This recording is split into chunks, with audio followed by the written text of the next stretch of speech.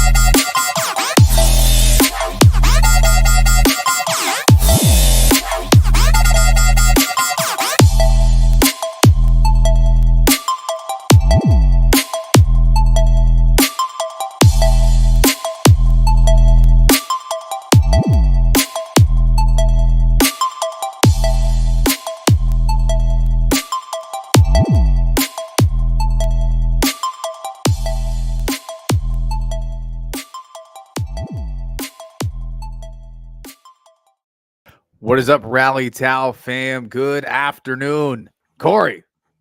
What's going on, man? This is first. This is a first. Just in the middle of the day, we're just going to jump on a stream.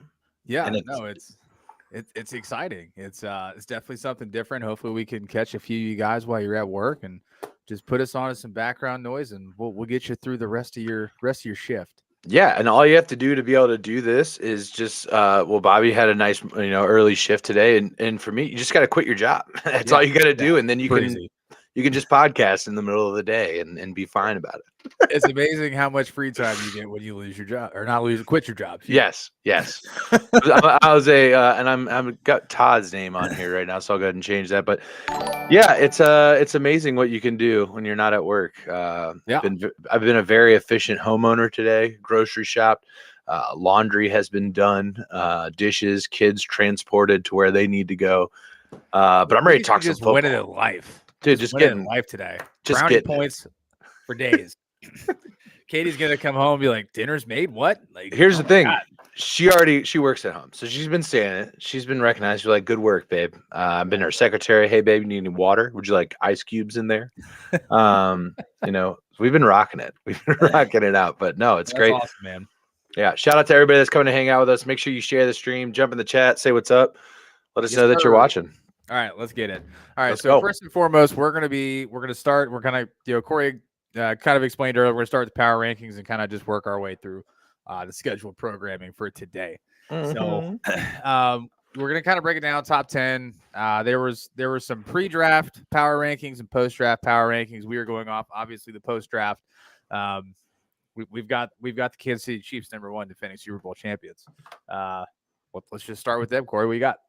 Yeah, I mean, I'm looking at the top 3 here, and I don't really have any issue, right? I mean, shoot, you could even extend it out to the top 4. No issues at all. Top 4 being Kansas City, followed by Philly, Cincy, San Fran. Top 4 are all participants in the conference championships from the year prior. So, not a lot of issues here on that top 4 at all. I think Kansas City and Philly deserve the top 2 spots. I get why the Bengals are ranked ahead of San Fran. I think that mostly comes down to quarterback play there. And then rounding out the top 5, you've got the Buffalo Bills. This is Super Bowl favorite going into last year. So, having them again rounding out the top 5, not a lot of issues around those things at all. No, I mean, if you look at each one of these teams, they number one, they didn't get worse, and if anything, they all got better. So it's no qualms whatsoever.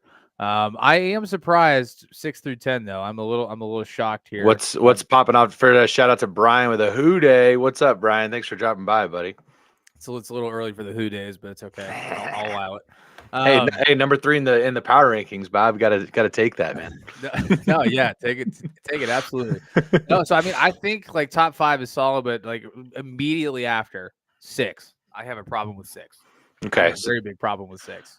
So let's go ahead and give it to the rest of the people. 6 through 10. So 6 is the Miami Dolphins. They were a push pre to post draft. Mm-hmm. Dallas is 7. They were a push pre and post draft. 8 Ravens, same story. 9 Chargers, 10 Lions. The Lions are the only ones that moved up. They were up from 13, so they cracked the top 10. So is there a team there in that rest of that top 10, and Bobby, that you're looking at and you're like, they are better than the Dolphins, like Dallas, Baltimore? Dallas for sure. Okay. I think defensively Dallas is much more prepared to go into the season than Miami. I know Miami made some moves, but that defense for Dallas is going to be scary, and Lord knows if Dak Prescott can figure it out, the Cowboys will be scary this year. So yeah. So when we're looking at these two teams, then you're looking at obviously defense. We give the advantage to the Cowboys. Quarterback play. I have some questions there. Which quarterback are we? I think you have to go with Dak. Healthy. I don't know. I mean, I think Tua's better healthy, but is he going to stay healthy this year? Yeah, I don't know if I can go there. Obviously, I think Dak does a really good job of turning the ball over at inopportune moments, but I don't know if I can necessarily put Tua on the same plane as Dak at this point. And even if so, I think looking at the teams as a whole, that defense for Dallas is so clearly head and shoulders better than Miami. Absolutely. I think I'm with you on this. That I'm taking Dallas over Miami for sure. Anybody else? Like, let's keep bumping it down. Like, okay, Dolphins are down at 7 now. Is Baltimore better than Miami? You could definitely argue it. I think you could as well. What about LA Chargers? I think there's a conversation still to be had there. Yeah, I think we're splitting hairs at that point. I think that's kind of where we're 8.5 is kind of the power ranking line where I've landed on the. Yeah, they should be anywhere from 9 or 10. Mm-hmm. I think the Dolphins are a little high on this list, but not to take anything away from them. They had one of the most high-powered offenses in the league last year when Tua was healthy. So I don't know. Go ahead. I was gonna say my biggest thing is kind of at the tail end of that top 10, looking just outside of that top 10. You have the Chargers at 9, and then starting the next, at 11, you've got the Jaguars. Yep. Let's not forget the Jaguars beat the Chargers in the playoffs last year. Why is it that the Chargers? I actually have a problem with that. I think Jacksonville should be in the top 10. I agree. And if you got to take a team out, take the Chargers out. I think I'm not very high on the Chargers, man. I'm not either. I think we learned our lesson. I don't like the coaching in LA. I think Trevor Lawrence is a better quarterback than Justin Herbert. Ooh. So wow. There's a lot of that'll ruffle some feathers for sure. Justin Herbert, of course, is every fantasy football person. All the fantasy fuck boys. He is their wet dream. So, people still think Justin Herbert's better than Joe Burrow, which maybe has the raw abilities more so. But I think we've seen what Burrow can do there. But We watched a lot of Chargers games last year. yeah, and he's a very talented quarterback, definitely top 10, material. sure. But he didn't really show me that last year, and Trevor Lawrence did. I think even Jared Goff has a conversation from what he did last year compared to Justin Herbert. Just based off from a statistical standpoint, I'm not saying like a field presence and awareness and things like that, but from what was done on the field, he was right there line for line with Herbert. Well, I guess the one rebuttal to that would be that one of those quarterbacks made the playoff in the tougher conference and the other did not, right? Being, Herbert made the playoffs, Goff did not. The AFC, the road to the AFC, much harder than that of the NFC at this current point. Where we stand. But yeah, I'm not getting why Jacksonville's kind of getting dropped out of the top 10. I don't have the Lions above the Jags currently. No slight to Detroit. I think, at this point we're kind of getting a little, we are in that splitting hairs mode. But America's darling, the New York Jets, all the way down at 13, followed by your Pittsburgh Steelers at 14. I know you got stuff on the Steelers there, but Jets at 13. Is that low? Yeah, I really do, man. I really think it is because you got to think they got a major upgrade at quarterback. Major upgrade. That defense is going to be sick, and Rodgers has all kinds. He has weapons like he's never had before, like all across the board. Between the running game and the receipt, like there's not going to be anything he's unable to do on the football field. He'll be able to audible into just about anything. So, I don't know. My biggest concern with the Jets offensively right now is that offensive line. I think that is my biggest concern with them and being able to, allow him the time. But the benefit of having a guy like Aaron Rodgers is he does understand what is needed in order for him to, how am I trying to put it? Make his offensive line better than they are. If you get what I mean, like getting the ball out quickly, knowing where the reads are quickly. He has the experience and the wherewithal to be able to do that. So he, that's just one of the ways that quarterback play can make an offensive line better. The other way is obviously like Lamar Jackson. He can just get the fuck out of there and run away. So that's the other way. But I'm kind of with you on that, Bob. I think almost that the Jets have very few weaknesses, at least on paper, right? Garrett Wilson, McCole Hardman Jr., a healthy Breece Hall coming back. Obviously, Dalvin Cook is in the mix. Randall Cobb, if you want to, whatever's left of him there at the wide receiver spot. But, Breece Hall, Dalvin Cook, and then I believe they have Michael Carter Jr. still on that team as well, if I'm not mistaken. They've got they have a pretty packed running back room as a team right now. And then obviously that defense is what it is, held up by, Quinnen Williams. Sauce Gardner, obviously, as you've seen on Hard Knocks, Robert Saleh is been saying, as the D line goes, we go. And they've done a really good job at showing what that defense can do. Now it's the offense's turn to rise up, and I think obviously that starts with Aaron Rodgers. So, yeah, Jets at, what do we have them at? 13. A little low for me. I would also agree with that. I think you could put them definitely above the Seahawks. The Seahawks, I don't even think belong in the top 15.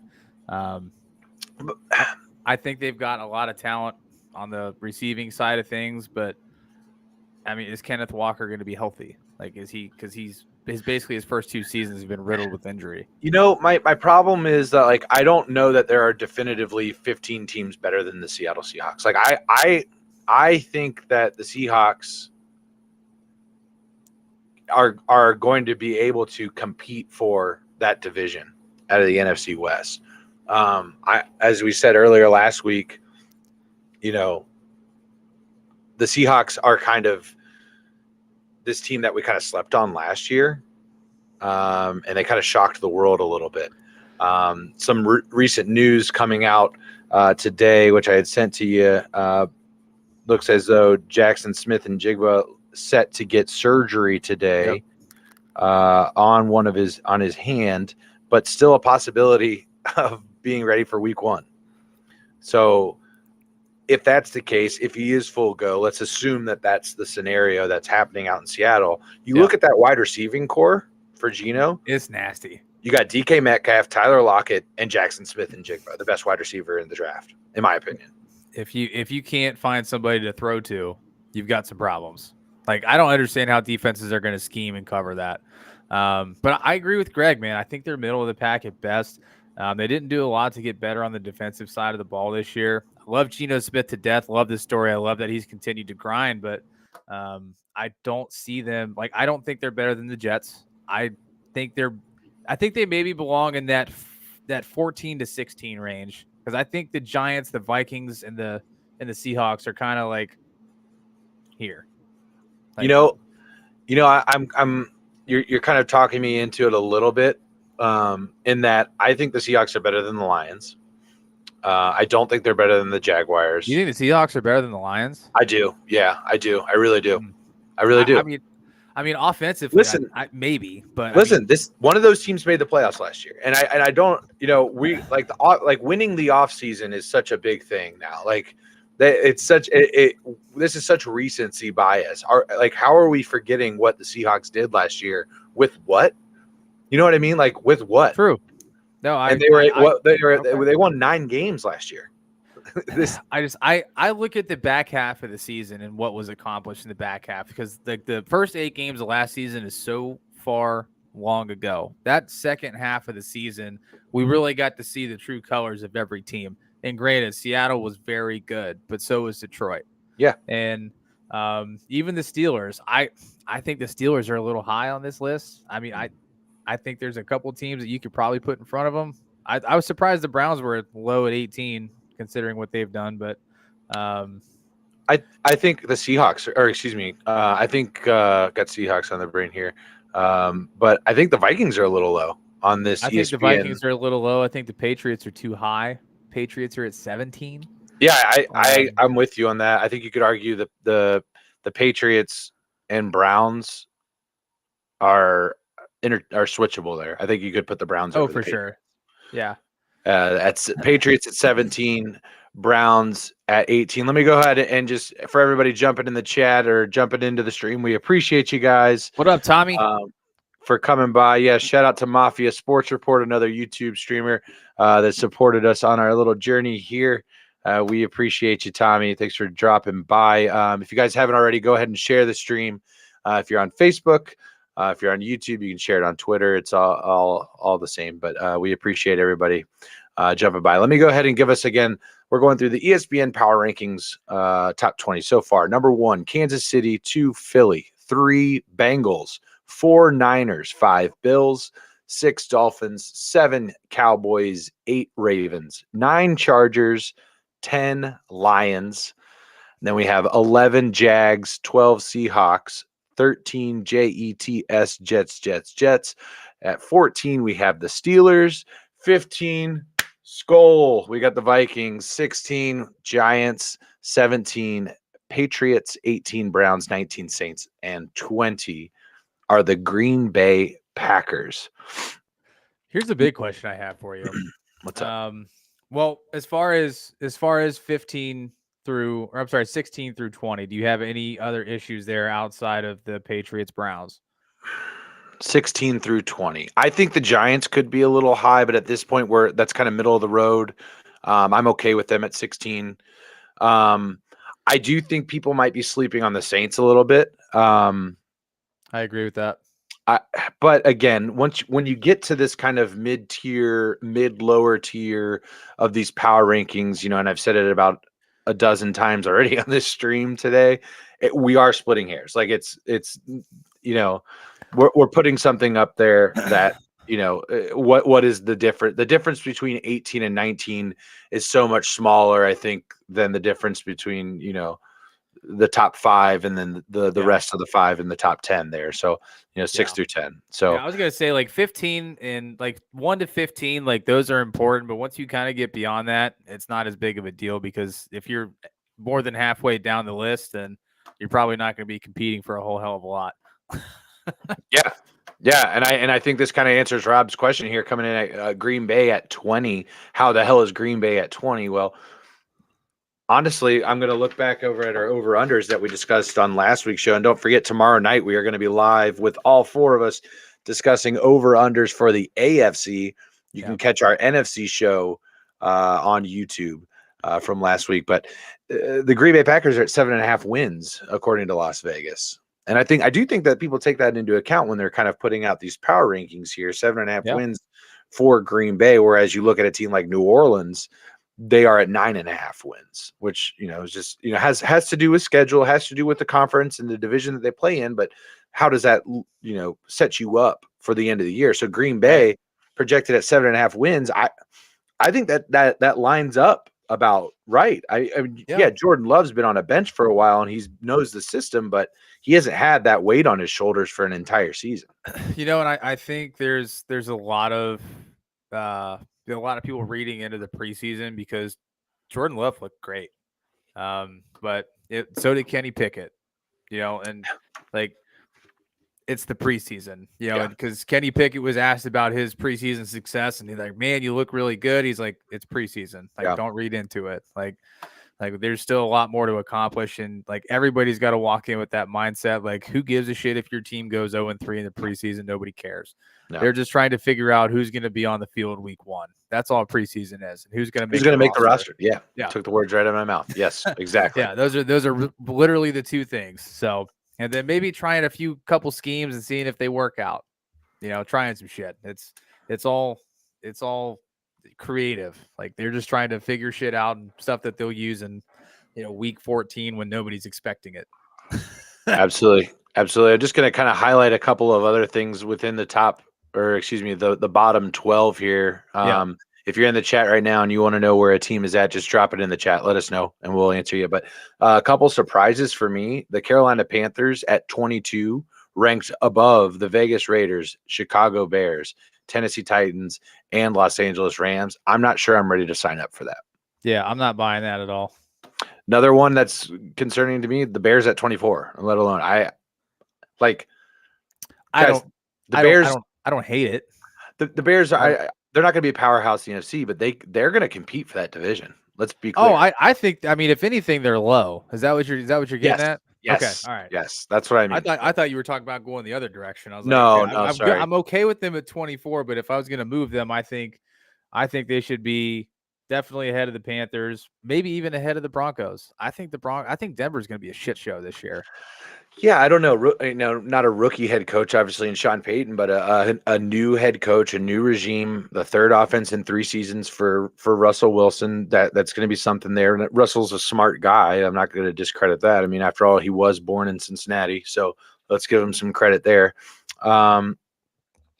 But yeah, it's kind of a question mark for me. I think they have the ability. The bar is pretty low, I think. For Denver, Sean Payton did a really good job of moving the goalposts when he came in there, talking shit about Nathaniel Hackett and the dumpster fire. So. Maybe right. Maybe that's not the move. Just walk in and move on and be done with it instead of. I think honestly, I think Aaron Rodgers put it the best on. If you guys have been watching Hard Knocks at all, I think he put it best. Is like it was really surprising to hear one head coach say that about another head coach. You just don't do that. Is kind of a shitty thing to say. It's also like compensating for like, well, if I suck this year, it's not my fault. I think Aaron kind of mentioned that. No, that's a good point. And I think that was kind of what, and especially again, like Aaron Rodgers had said, for a guy like Sean Payton, Super Bowl winning Sean Payton, a guy that has accomplished a lot and he's been in the league for a long time. For him to say something like that, just seemed kind of shitty to me. Kind of question his integrity at that point. Like, yeah, I think there's kind of been questions around Sean Payton's integrity for a little while now, especially after the bounty thing, and he got suspended for an entire season. Let's not forget that, where he went and coached high school football. I forgot about that. Yeah, there's a lovely Kevin James film about it. Yeah. You can check that one out. A quality piece of cinema. Jeff, subscribing. My boy Jeff. What's up, man? Jeff, Actually used to work with Jeff as of yesterday, and so he's checking it out. Thanks, Jeff. Appreciate you, buddy. What you tell him you're quitting your job and just going to be a I, podcaster full I, time? yeah, I texted him. I was like, "Hey, man, just going live talking football. Jump Oh on in." yeah, no, I love it, man. All right, well let's see, let's finish it out here. I Yeah. think you stopped at the Rams at 27. We've got the Falcons at 28. We've got the Colts at 29. The Tampa Bay Buccaneers at 30. The Houston Texans at 31. And last but not least, to no surprise, the Arizona Cardinals at 32. Any Yeah. issues in the bottom five? 32, 31, 30, I'm good with. I think all three of those teams are going to be, eligible for a top 5 pick next year. I don't necessarily know about the Colts. I think the Colts could be by way of, if Anthony Richardson just isn't ready, as I predicted going into. Well, and Jonathan Taylor is not going to be there anymore. Jonathan Taylor, yeah, we will get to that next. But yes, I think Indy, they go as Anthony Richardson does. If he proves to be ready, then yes, they will be better than that. But I predicted that, I had said that he should stay another season in at the University of Florida. But the one I take most issue with, Bobby, is Atlanta at 28. That's the one I was getting ready to ask you about. Is Atlanta at 28? What the Obviously fuck? too low. I think I think the reason they're at 28 is because there is a shit ton of upside, but we need to see it. Yeah, I think that's fair. Because last year, I mean, Desmond Ridder, he didn't have the best rookie season. No, he struggled a lot. Well, he got in like what, 2/3 of the way through the year is when he took over. They got a major upgrade in the backfield. They got Drake London, and will we ever see Kyle Pitts do shit that Kyle Pitts is capable of? Yeah, you got to get him the ball. You got to scheme for him to get him the ball, and I'm excited to see that for sure. But yeah, I think that this offense definitely has a lot more tools around it. Let's again not forget they brought in a guy like Jesse Bates to try and shore up the back end of that defense. I think you could make an argument he's a top 7 safety in the league. So Jesse Bates. Yeah, Jesse Bates being back there is going to help him again. The bar was so low on that Atlanta defense last year that it can only go up, right? And I think Desmond Ridder is going to be a little bit better. And let me be clear, I'm saying that Atlanta is low at 28. What I'm not saying is Atlanta should be a top 10 team. That's not what I'm saying. Yeah.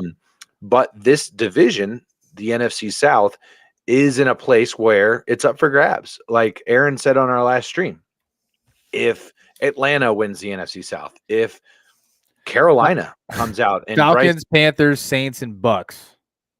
The only one I'm not signing up for is the Bucks. I don't think the Bucks can win this division. No, I don't think it's going to happen. I would also say the next lowest odds would be Carolina. You know what's really crazy? Because you were talking about over unders earlier when we had mentioned the Seahawks. Falcons over under is 8.5. Yeah. It's right on par with the Seahawks, yet the Seahawks are what, 12? Yeah, I don't know what's driving that. Again, if it's so that's quite a discrepancy for two teams that have the exact same line. I know the schedules are different, but are they that different? Right. Like, are they 12 to 28 different? I think it might be a little bit of like where they were last year as well. Again, the Seahawks made the playoffs. The Falcons clearly did not.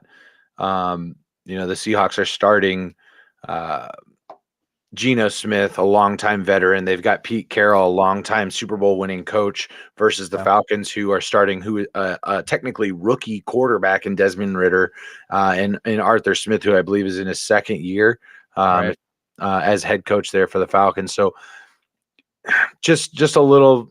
I just think it's a little like, I guess what I would say is don't be surprised if the Falcons are like in that little graphic on your TV at the end of the season that says like in the hunt, like the Falcons are right there. You know what I mean? The NFC is wide. Sure. The NFC is wide open. Yeah, absolutely. I mean that I don't have any issues with the rest of it. Cardinals, It's going to be a long season for any fans in Arizona. Same thing for Houston and Tampa Bay, from first to worst.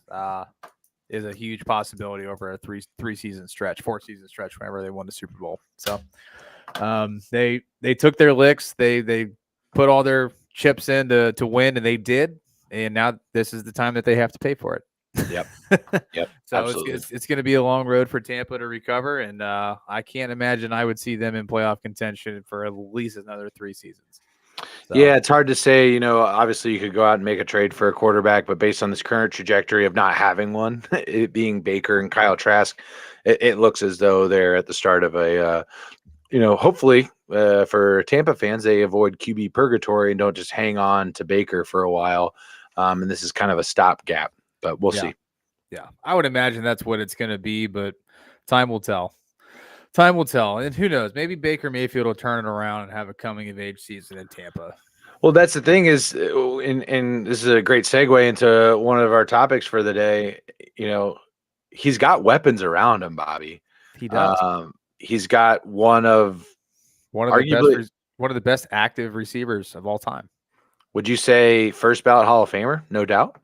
No question. No question. Of course, we're talking about Mike Evans. He's a Super Bowl winner now, thanks to Tom Brady. Yes. He's has a record that I don't ever see anybody touching. Because it's longevity at the receiver position, so that means you have to stay relatively healthy.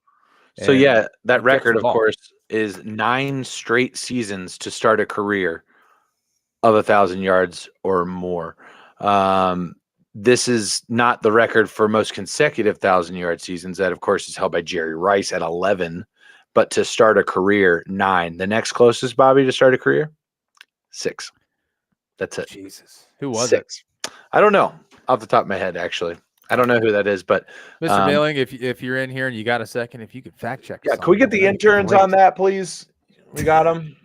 I just got my kids sitting over in the corner, just like, got it, Dad. They're like, what the hell is he talking about? So, go ahead. Is it going to end? I mean, Baker is notoriously a quarterback that really does, a good job of spreading the ball around to different weapons. But does it end this year? It very well could. JDW, what up? How we doing today? Welcome to the show. It's who can you say is a comparable target to Mike Evans that Baker Mayfield's had?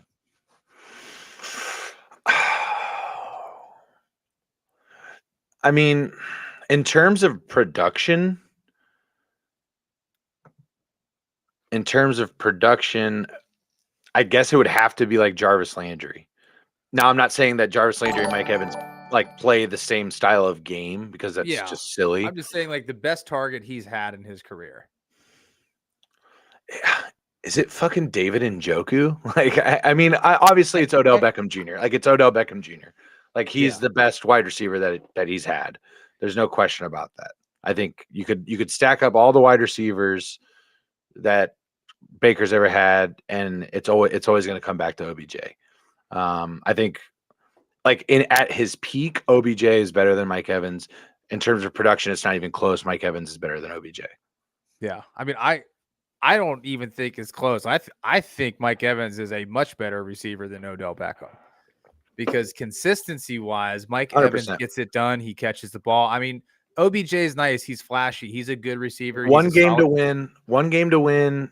At his peak, best performance, I'm taking OBJ.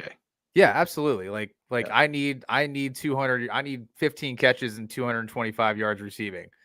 I'm gonna call OBJ. Because he's going to go out there and step up and get it done. But if I'm looking to build a roster and a team to dominate over a course of 5 to 10 seasons, Mike Evans is going to be on my receiving core. No questions. Yeah. I mean, the production's right there. Just look at it. Just look at it right there and just see exactly what he's been able to do. And again, I'm gonna while we're looking at this, Aaron's dropping a roster a comment in here. I'm going to look up what his over under is for the year for receiving yards. For receiving yards, I would say it's got to be like if it's under 1,000, it's probably going to be like 975. I'll look it up right here.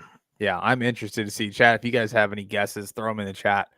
But no, I mean, I think Baker has he's got all the like skills to do the job well. It's just, is he going to have the one thing he doesn't really have is the decision making. I think that's where he struggles the most when he's on the field, is just being able to. Was I close?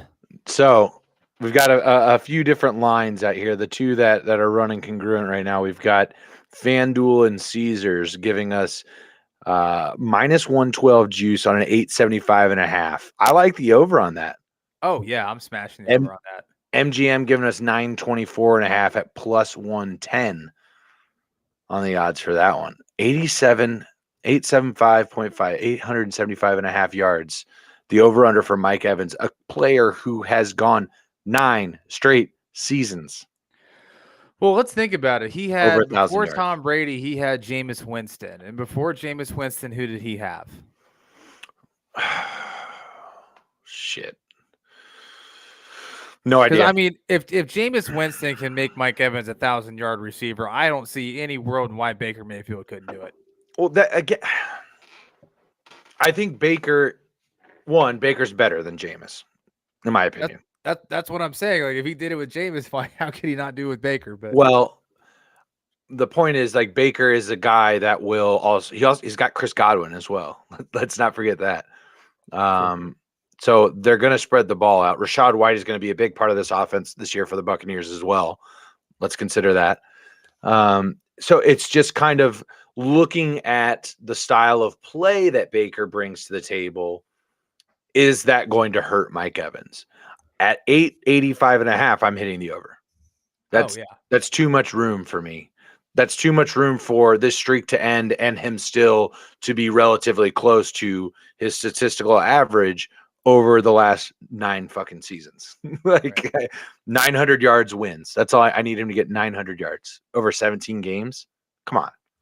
Yeah. Come on. Yeah. I mean, and they have an extra game. That's what I mean. Yeah. Even when it was still a 16-game season, he was still hitting that mark. Yeah. And now he's got an extra game to do it. Sure.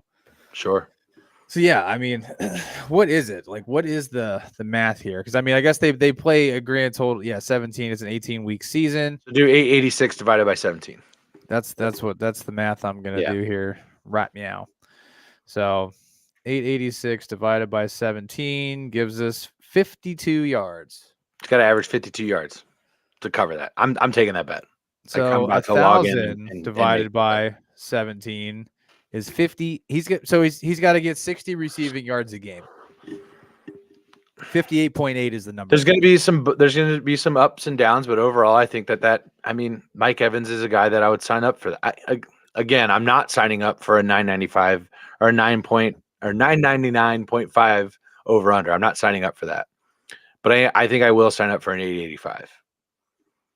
It's coming in with a good comment here. DJ Moore played all 17 games last year and had 888 yards after going 1,000 plus for 3 straight years. Just saying. Well, he also was hurt because I had DJ Moore, and then he got traded to the Bears. He said he played all 17 games. DJ Moore got traded in the offseason. I thought he got traded at the end of last season. This offseason, that was a trade that the Bears had made. So I believe it was the move that Carolina. Yeah, Carolina moved. He was in the trade to get up to number 1. Right. You're right. Yeah, that's what the Bears got for giving up the first overall pick. But I think we could all say that we're all ready to sign up for Mike Evans is better than DJ Moore as well. Definitely one's on the up and the other one is not. I think that one makes a lot of sense. But Evans will be on his way down soon. He's still at the upper tier of that, but he's working his way down. It absolutely is. Absolutely. He's 30 years old right now, which is crazy. He just turned 30. To say that he's an old man? Yeah. Well, no, but this is where no. This is where statistical regression starts happening for receivers at 30 years old. You look at the chart. Plenty of people have done the math on it, and you can go look at it for yourself. Look up your favorite wide receivers that aren't named Jerry Rice, Chris Carter, and Randy Moss and Terrell Owens. Some of the greatest wide receivers, and Larry Fitzgerald, of course. I just named 4 of the greatest wide receivers of all time. So guys that aren't named that, look at their stats after they turn 30. Look at their stats. They all regress after 30, which is why I'm not good with like a third contract for most wide receivers. I'm not comfortable with it typically. So just keep that in mind. Mike Evans regression, it makes sense. But again, to Aaron's comment here, 888, that covers our 885 wager given to us by the lovely folks at FanDuel and Caesar Sportsbook. By the way, if either of you entities would like to sponsor this podcast, we will take your money. Absolutely. Yeah, or just the promotion. That's plenty enough for us. No, so Aaron coming with another comment here. Jarvis's yards went down, so did OBJ. Baker always spreads the ball around. You see lots of 4 receptions for 48 yards when Baker's at the helm. So yeah, and that's not really a bad thing, right? You know, especially for a QB, you want to show love to all your receivers, but a guy like Mike Evans, that guy's a playmaker. You got to get the ball in his hands. He's going to move the chains, and score touchdowns in the red zone. So maybe he'll figure it out and do something a little different this year, because obviously what Baker was doing previously wasn't working. So, yeah, we'll see. I'm going to take that over on the 885 though, for sure. Not sure if he's going to be able to make it the entire season to 1,000. Be really hard to do. Only one guy's done it. This is one thing that I'll be sad to see not happen. Yeah, I'm going to be rooting for it. I love Mike Evans, so I don't know who doesn't, but. All right, well, let's shift gears a little bit. Sure. We were getting ready to get into it earlier when we were talking about Indy and Anthony Richardson and their power ranking, but Jonathan Taylor has officially received permission from Colts ownership to seek a trade. So, Corey, my question to you, who's in the market and who's going to land? So the reports have come out. There's been 3 teams that have been listed as likely suitors, or they've expressed interest. Carolina Panthers, the Miami Dolphins, and the Buffalo Bills are the early reports that we've heard as having interest. If I'm Jonathan Taylor, one of those teams is eliminated immediately, and that's the Carolina Panthers. I'm out. Absolutely. Unless they just give me an absolute bag. That would be what it takes. If I'm Carolina, I'm also not doing that. I'm also not giving you the bag. I'm not giving you the keys to the franchise. I'm not doing it. Why? We've talked about it ad nauseum on this podcast that you don't. Not on a mid to late 20s running back. You just don't win Super Bowls with running backs. Jonathan Taylor is, I think, one of the top running backs in the league. They don't win you Super Bowls, guys. It doesn't happen. It doesn't. Christian McCaffrey tried his damnedest. He played fucking quarterback for the San Fran. It didn't happen. But, that's not what's going to get you there. You need to be able to build around a rookie contract for a quarterback, and hopefully he's the guy, and that can get you there. But if I'm Jonathan Taylor, assuming, again, that all of these contracts are going to be about the same, which they typically are, it's usually just like guaranteed money or length of contract that kind of splits the hairs and makes the decision easier for one or the other. I'm writing off Carolina immediately. I don't want to go there. I want to go to a team where I can win and contribute and be in a winning atmosphere, because I think he's been trapped. He's been trapped in not that for a while. So then it becomes just considering these 2 teams, and then we'll kind of get into where we'd like to see him go or where we think he would fit in after that. But looking at Bills, looking at Dolphins. Dolphins have a nice appeal to them in that the offense is kind of flashy and sexy, and you've got Mike McDaniel there, who's like a player's guy. A lot of big names on that roster. A lot of big names on that roster. No income tax in the state of Florida, which is pretty fucking tight. So if you do get a nice big contract, that part, you get to keep a hell of a lot more of it. Exactly. And then, looking at Buffalo, obviously a team that is kind of dying to establish the running game as not Josh Allen, and the team that they've got James Cook there. I believe that's their running back. I could be mistaken. There's apologies, Bills Mafia, if I've fucked that up. But I'm just worried if I was Jonathan Taylor, I'd be worried to go to Buffalo in that they have not demonstrated a willingness to commit to that running game. I think Miami has to, because they have an obligation to make sure Tua doesn't get another concussion. Yeah, no, you make a great point. I mean, either way, whether he chooses Miami or Buffalo, if those are the 2 teams that are in, contention to land him, I think it puts him in a really good spot because both teams need to utilize the run, whether or not they will. That's up for that's up for debate. But at the end of the day, he's going to go to a team that's going to win a lot of football games this year. And that's ultimately what he wants. I know the guy wants to win, and Indianapolis didn't do enough in the offseason for him to stay, and I don't freaking blame him. That place is an absolute dumpster fire since Andrew Luck left. And it just is what it is. I mean, they were banking on Andrew Luck being there for 20 years, and he left after, 8? Kudos to him for, knowing that he wants to take care of his body and bouncing. But, didn't exactly leave the team in a good spot. Yeah, I think the team kind of did that to themselves, though, the way that they handled it, especially making it public and kind of airing dirty laundry out there. They kind of took it to a point of no return, to quote the great 80s band Kansas. But I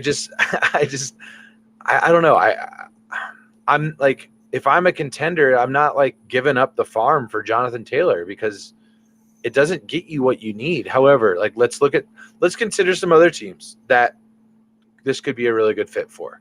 I'll give you one right off the bat out of the NFC North. Minnesota Vikings. Yeah, they lost Dalvin Cook. Just lost Dalvin, going dome to dome into Minnesota, right? And their new stadium there. Onto an offense that likes to run the football. But yeah, especially when they get down in the between the 10-yard line and the goal line. That's kind of where they like to get to work. If I was Alexander Mattinson, I'd be pissed. What about the Los Angeles Rams? Yeah. That could be another interesting landing spot for him. Obviously, I think San Fran's out. I'm just kind of, working my way back. What about the Packers? They've got Aaron Jones and A.J. Dillon there in Green Bay. I think that backfield's a little bit crowded. Is he better than them? Yes. But I think that backfield gets a little bit crowded. And maybe A.J. Dillon could be part of that trade, or Aaron Jones could be part of the trade. Yeah, that's kind of what I was thinking. To get Indy is going to want some return on that. Like they're going to want a good back. So they wanted a first round pick, but they listened to second round plus offers. Basically, it's kind of the language that's been coming out. So that's the ask. That was going to be my next question. So it's either a first round draft pick or a second pick, and then personnel. Yeah, exactly. So, Aaron coming in the comments saying, I think the Ravens are a dark horse. Dobbins still injury concerned, but on a rookie deal. Who likes to run more than them? No, took the words right out of my mouth. I was good. That's exactly where I was headed with that. That's, you can tell Aaron and I hung out this weekend. We're on the same wavelength right now. There's no other team that needs more running backs on the roster than Baltimore. Because for running backs and defensive backs, they need 700 of them available to them at all times because for some reason they seem to just get hurt all the time. So they had a really tough year last year with that.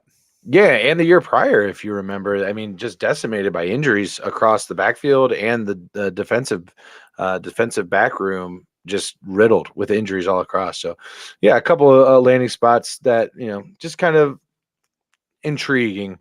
I'm ready for this saga to be over. I've talked about, I don't know, the Colts are not a contender. They're not going to be a contender. I think Anthony Richardson's going to be a lot of fun. I love Michael Pittman Jr. Yeah. That's kind of where I'm done on the Colts, to be honest. All right. Well, fair enough. Anybody else you think that's in the running? In the running, I mean, the Bears, would they get crazy and throw something out there? I don't know. Let me pull the power rankings back up. I just kind of want to run through teams. Dallas? Yeah. I don't know. That's also a dome. Commanders are in pretty good shape in their backfield. Yeah, Commanders, I like that 1-2 punch. I think they've got a great backfield there. I like Javonte Williams in Denver. I don't think Denver would be a good fit for him. No. I mean, and this isn't like the kind of deal that's going to like kill the bank, by the way. Like this isn't going to like decimate payroll. I know the Browns just did a huge restructuring deal with Myles Garrett to kind of free up. Now I believe the Browns lead the NFL in cap space. Do you think they try to go out and get a 1-2 punch with Chubb and Taylor? I don't. I don't think that is what that's for. I think what that is due to the fact that now I could be wrong, but I know that next year Deshaun's cap hit is huge, and that could be for that.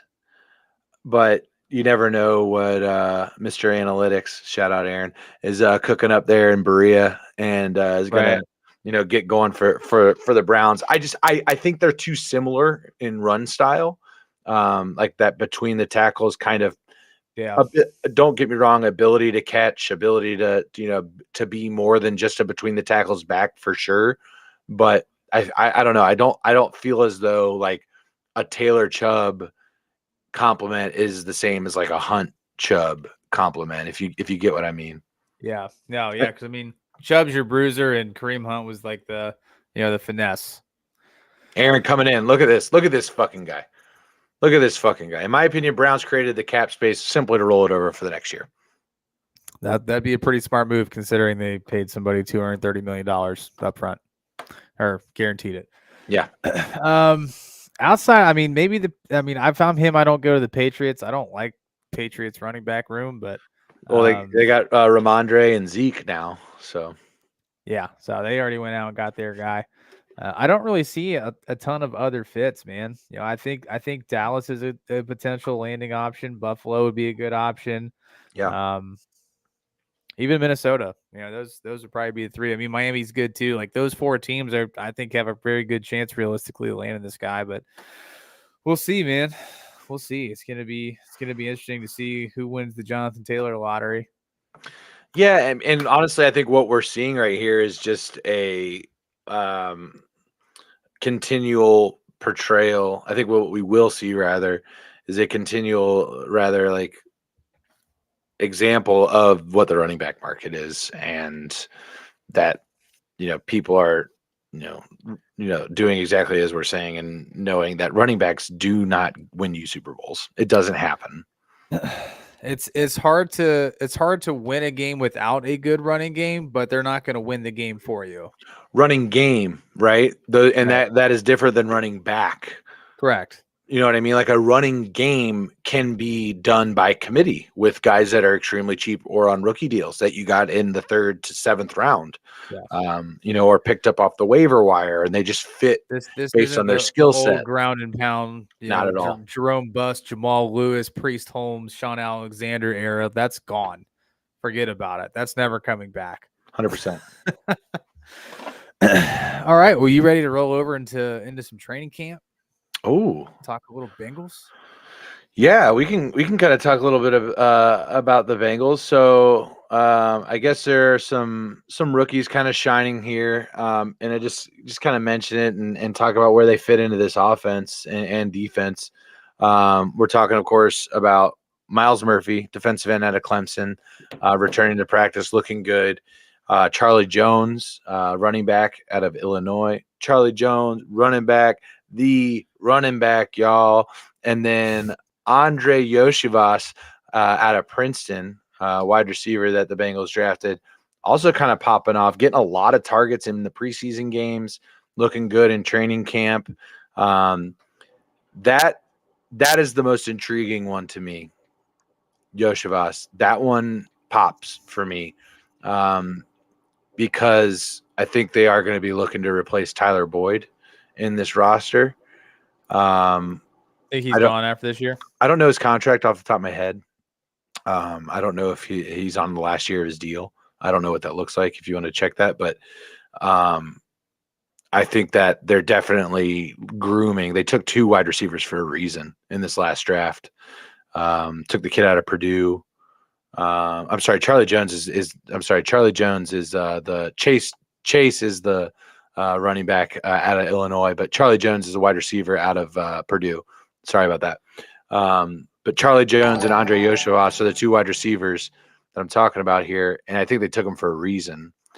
And I think it's to replace Tyler Boyd and kind of fill that Z role, that slot wide receiver role that Tyler Boyd has done magnificently over the last 8 seasons or so. Are you looking it up on Spot Track right now?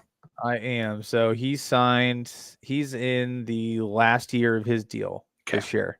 So So he'll be an unrestricted free agent come next season. yeah, and to be honest with you, he's on his second deal, if I'm not mistaken, Bobby. That is This is correct. this is the last one, and that I think that's smart management. That's smart cap management. That's smart personnel management. And what you're seeing over the last few drafts is the Bengals are backloading positions. They are in a luxury spot right now to where they have star performers in these roles. And what they're doing right now is adding depth. They're adding depth to positions of need for the future, which is exactly what you should be doing. And I think they're doing a great job out of it. And I'm interested to see where these guys get in this year. Trent Taylor, Trent Irwin are also guys that are kind of, or Trenton Irwin is a guy that, also kind of fits into this offense. Don't forget about him.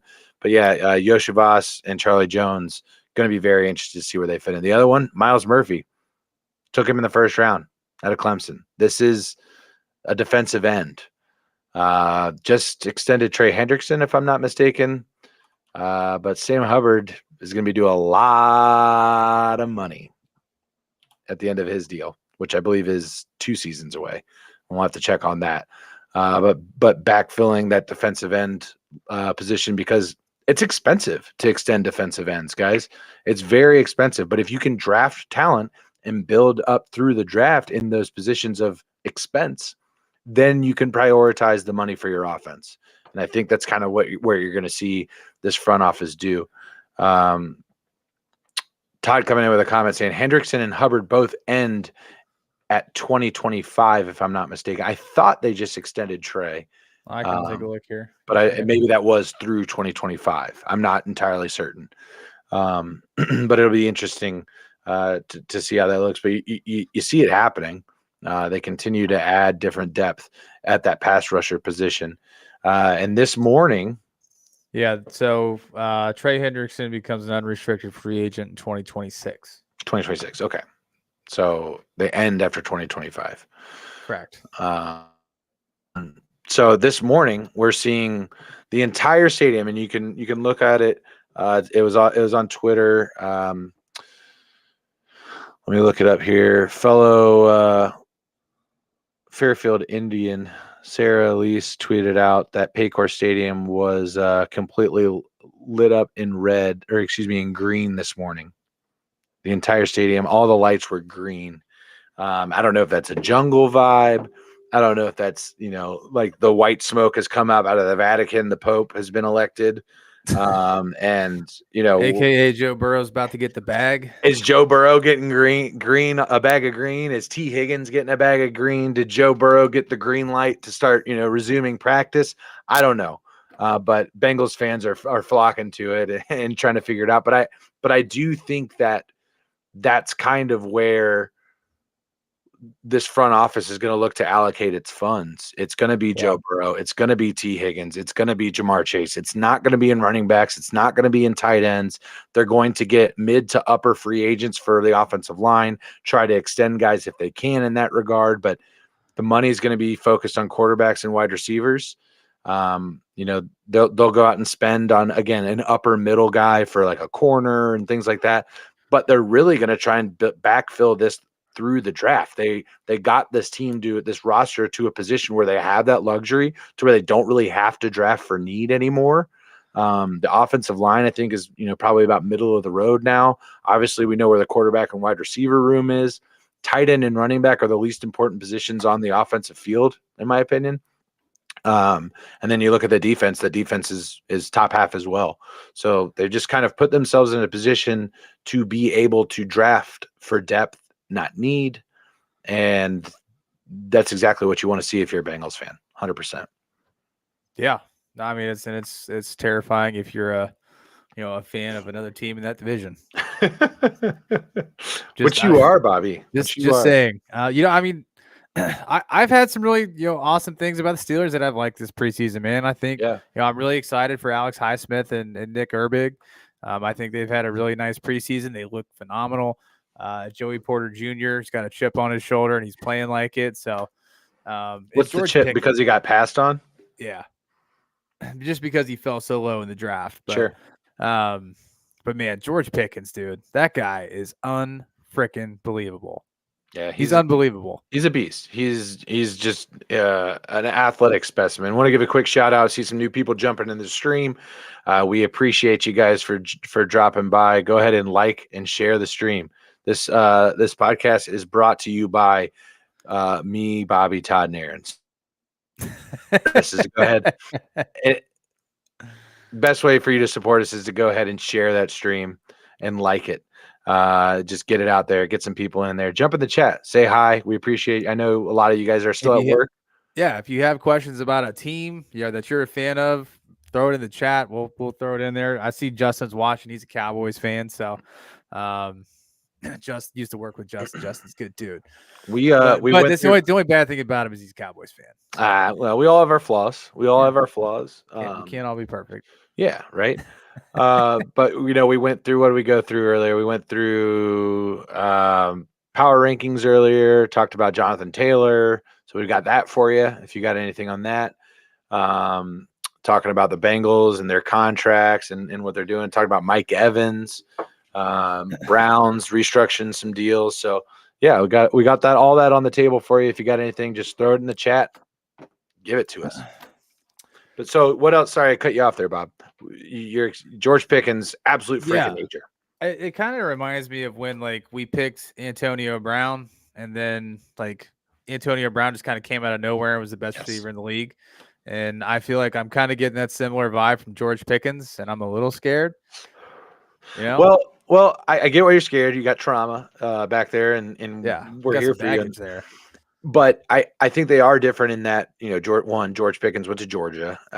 We knew he was a top talent. Antonio Brown went to Central Michigan. So the quote unquote pedigree there is, I think, it's just a little bit different. True. But Antonio Brown, funny enough, he's back in the news, Bob. Antonio Brown, and I don't know if he already has been, but he's set to be arrested by Florida police. Of all things, Bobby, not paying child support. Is he broke? Is that kind of where he's at right now?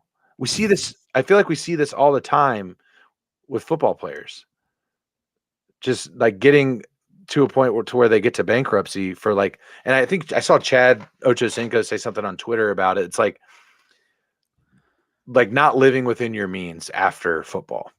Yep. Right. Continuing to try and live this lavish life as if you've got huge $1 million contracts that are going to continue to come in. Yeah. I don't know, man. I don't really have a whole lot on this other than it's just kind of news that's kind of popped off today. And it's just kind of sad to where AB is kind of gone, because like you said, when you got him with the Steelers, he was the best receiver in the league. And it's just kind of a downturn. It's really sad to see the turn that was taken. And I think it has 100% to do with him not being right up here. Mentally, he got hit hard a lot going over the middle. And I think it's starting to actually show its the true repercussions of taking some hard hits, especially, one from Vontaze Burfict, who was known to hit people very hard, very brutally. And do you think that since that hit specifically, he hasn't been the same? Correct. I do. I honestly believe that, because if you saw interviews of Antonio Brown pre Vontaze Burfict, almost killing him, he was a different dude. Yeah. He was very put together. He spoke, eloquently, and, really had a good head on his shoulders. And now he's just a loose cannon. Todd said he's bouncing checks in the Arena Football League. So the dude's broke, obviously. Yeah. That man needs some help. I think he tried to be a rapper there for a minute, if I'm not mistaken. He needs help. Yeah. It's just sad. It's sad to see him where he's at, honestly, at this point. I wish him nothing but the best of luck and hope he turns it around, but just doesn't look good. Yeah. It doesn't look good. You don't want to see that happen to anybody. So absolutely. But Todd coming in with another comment saying we need to get Matt Canada out of there and let Pickens eat. Has to get open to get his shot. Yeah, I am not a fan of Matt Canada. Offensive coordinator for the Steelers, right? Correct. Yeah, I think either that or maybe he was just trying to play things close to the chest last year with obviously having a new quarterback in Trubisky and then flipping it midseason to a rookie. Maybe he was just trying to not scheme a game plan that he didn't think they could handle. And hopefully this year he lets him open it up and try some stuff, because I think Pickett, I mean, he's got the accuracy, he's got the arm strength to put balls where they need to be. He's mobile. And on time. He can get out of the pocket and scramble. He's not the most mobile quarterback in the league, but he's far from the worst. Yeah. And I think he's going to be a nice serviceable quarterback for the Steelers for a while. I think he's got the talent to do that. So when you're saying serviceable, like, give me a comp. Are we talking like serviceable like Andy Dalton or serviceable like Teddy Bridgewater? I'm thinking a little bit better than that. Like not in the top tier, but not like, I think like a B tier like quarterback. Like, Okay. so obviously your A tier quarterbacks are like your Mahomes, your Hurts, Burrow, Herbert, Allen, Tua, those guys. We got Tua in the same breath as Herbert, Burrow, and Josh Allen. I might put Tua in the B category. But he would be number one in that category for me. I think Tua is very talented. Yeah, I do. That's interesting. I don't get there. I don't get there on Tua yet. Really? Why? What's the holdup? I just haven't seen it. Right. I think a lot of that has to do with injury. 100%. Like, not to fault him. Right. Yeah. But the main thing just kind of being that he looked great first 4 games of the season, came in undefeated to Cincinnati. Obviously, he got hurt in that game. They ended up losing that game. And then it kind of, flashed a couple of times from there. But I don't know that I'm necessarily ready to say that Tua is anything more than like the best of Kirk Cousins yet, or the best of Dak Prescott yet, or, right. Continue down that line of that tier of quarterbacks. But it's just so interesting because in my opinion, like, once we get done with, Mahomes, Burrow, Allen, Hurts, Herbert, I would even throw Lamar in there.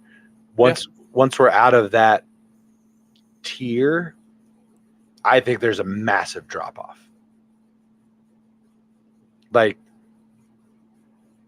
I'm not putting anybody else even close to those guys. Huge gap. Interesting. Yeah, I think it's those guys are. You don't think Deshaun Watson's like somewhere even remotely close to those guys? I think he's in the lower part of the next tier. Maybe we do a show where we like tier the quarterbacks and like give our opinions. Absolutely. Maybe that'd be a fun show to do. Absolutely. I think that's kind of in my opinion, like, those are when I'm looking at which teams can win a Super Bowl this year. It's the Bills, it's the Bengals, it's the Chiefs, it's the Eagles, and then the Niners are in there just because they can seemingly get the best out of anybody that's taking snaps, so long as they stay healthy, right? Sign me up, coach. Right, like, get me in there, Kyle. I got you. So that's just kind of, and outside of that, I think that the quarterback is really the reason. Like, if you put Josh Allen on the Vikings are there instead of the Bills. Like, if you switch Josh Allen and Kirk Cousins, Vikings, Bills, I think the Vikings are a contender and the Bills aren't. Right? Does that make sense? Like, that's how pivotal this position is. It's a really interesting comparison, but I like it. Yeah, like, you've got Stephon Diggs, obviously, and Dawson Knox now is the tight end there. You've got, Justin Jefferson, and then you've got TJ Hawkinson, and don't forget KJ Osborne, and they just drafted Jordan Addison. Like, that team's got a lot of weapons around it, and I think Alexander Mattison can produce.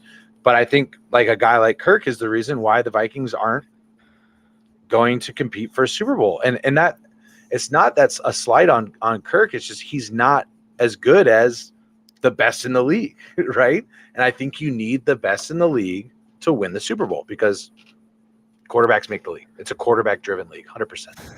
Yeah, it's not a Josh Allen with Justin Jefferson would be absolutely disgusting. Josh, you're correct. That would be a scary combo that the rest of the league would need to be on watch for. It would But be crazy. no, what I was gonna say, like this isn't 2002 or whatever it was when Trent Dilfer won a Super Bowl.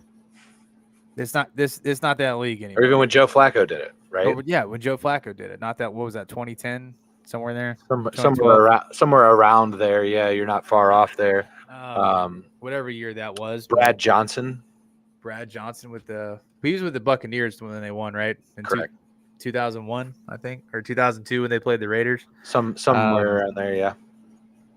But yeah, I mean, this is a league. I mean, if you look at the Josh, I'm assuming he probably laughed at that. Yeah, Trent Dilfer, the man, the myth, the legend himself. But when was the last time that a top 5 quarterback didn't win a Super Bowl? Okay. All right. I'm gonna look up Super Bowl winners right here. Right. So I'll let you. Go ahead. Yeah, go ahead and list them off to me. And obviously, Patrick Mahomes. Duh. Was Matt Stafford like? Do we just already do it? And this like was Matt Stafford a top 5? I think probably. In that season, Stafford was really good. Kansas City, Philly, Rams, and the Bengals, Buccaneers, and the Chiefs and the Niners. Was that Jimmy G in 2020? Yeah, but Chiefs won that one. Yep. I don't know if we would have put Patrick Mahomes in the top 5 then, but I think after the game, we're like, oh, yeah. Yeah, for sure. Now, obviously, New England and L.A. Nick Foles, Aaron coming in with that one on Phillies. Absolutely. Yeah. Absolutely. I think that's it right there. So that was 2018. Philly special. And then before that, it was Brady. Before that, it was Brady, Manning, Russell Wilson, Baltimore in 2013. That was Joe Flacco. Okay, so then I think Russell Wilson we would have said is a top 5 quarterback at that time. Oh, for sure. I think absolutely. Just kind of looking back retrospectively, we would have said that. Yeah. So I think like Nick Foles is one. I think again, I would have to like kind of look back at Matt Stafford because I think my perspective on Matt Stafford is so different now after the injury. I'm kind of concerned on like Barry. Thank you for liking the stream. So Todd, our question was, when was the last time like a non like top 5 quarterback won a Super Bowl? Yeah, I think Nick Foles falls into that. And then, again, I would have to reconsider Matt Stafford, just kind of looking back. Like I think we would have considered Stafford to be at or about top 5, right? And then beyond that, what's that? I said definitely in the conversation. I don't know top 5, top 10 for sure, but I think again, looking back, like Patrick Mahomes, I don't know if we were ready to say he was top 5 then, but I think after that game and they won, they were like, "Oh, Patrick Mahomes has arrived. Like this, he is legit," etc. And then going back to that, it's 2013, like you said, in Joe Flacco. So okay, so we've listed like maybe three instances in the last 10 years that a top 5 quarterback hasn't won the Super Bowl. So yeah, I think we're comfortable in our position there, Bob. Stats show you've got to have a very, very good quarterback. Yes, absolutely. To say the least, I mean, don't get me wrong. Nick Foles played at an unbelievably high level that entire playoff run. Big Dick Nick, dude, he brought it. He brought it. He showed up, and there's going to be those unicorns for a playoff run, every now and then. But sure, where's Nick Foles now? That's a good question. I have no idea. I don't know either. I mean, he's got to still be in the league, right?